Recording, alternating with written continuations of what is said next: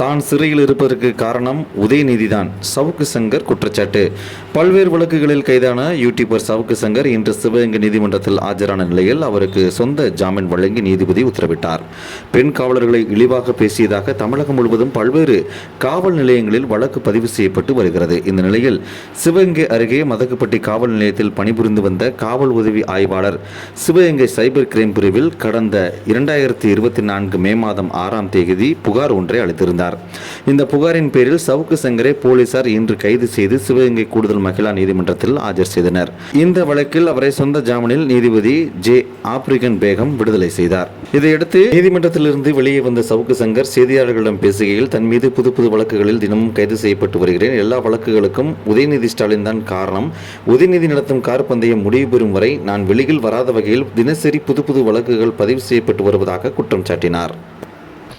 சென்னையில் car race நடத்தி முடிக்கிற வரைக்கும் நான் ஜெயிலை விட்டு வெளில வரக்கூடாதுன்னு உதயநிதி உத்தரவில் தான் தினந்தோறும் புதிய வழக்குகளில் நான் கைது செய்யப்பட்டு வருகிறேன். இந்த எல்லா கைதுக்கும் காரணம் உதயநிதி ஸ்டாலின்.